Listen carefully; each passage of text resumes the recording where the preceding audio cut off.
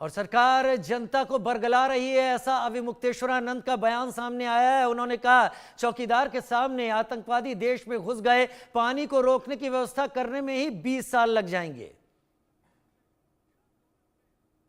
यहाँ जो है कहते तो हैं कि हम चौकीदार हैं, लेकिन चौकीदारी अगर की गई होती, हाँ चौकीदार अगर अपने काम में पक्का होता है तो उसके ऊपर आक्रमण करके उसको कोई मार दे, लेकिन फिर कहा जाता है कि इस चौकीदार ने अपना निभाया। यहाँ तो कुछ पता ही नहीं है, कोई लड़ा ही नहीं उनसे, किसी ने उनको रोकने की कोशिश ही कहीं नहीं की। वो आए, घटना की, आराम से चले गए, कहीं पर उनको कोई बाधा नहीं है। कहाँ है चौकीदार? और चौकीदार के बारे में चर्चा ही नहीं हो रही है। अब कह रहे हैं हम उनको सबक सिखा देंगे, हम ये कर देंगे, हम वो कर देंगे। पाकिस्तान की धरती से आए थे।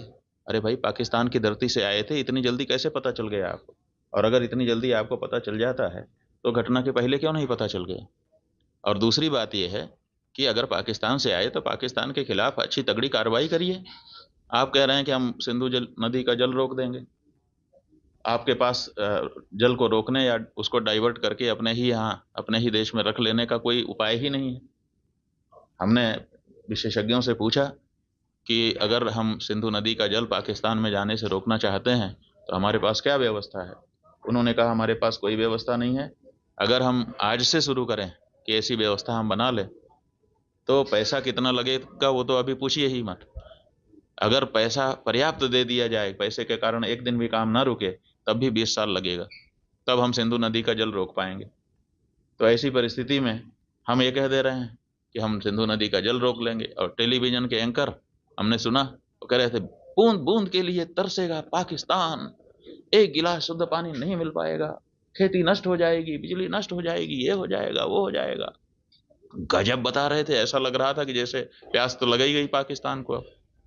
और इधर विशेषज्ञ बता रहे हैं कि हमारे पास पानी को रोक लेने का कोई उपाय ही नहीं है। तो ये जो बातें हैं ये समझ से बाहर हैं। हमारा ये कहना है कि घटना बहुत बड़ी हुई है, इससे बहुत सारी शिक्षा समझ लेने की आवश्यकता है, सबक लेने की आवश्यकता है। और सबसे पहले जिन लोगों से ये चूक हुई है उनको चिन्हित करने की आवश्यकता है और उनको दंडित करने की आवश्यकता है। उसके बाद अगर कोई बाहरी है तो उसके ऊपर भी प्रहार करना चाहिए। अविमुक्तेश्वरानंद जी का ये बयान आपने सुना और उन्होंने खुलकर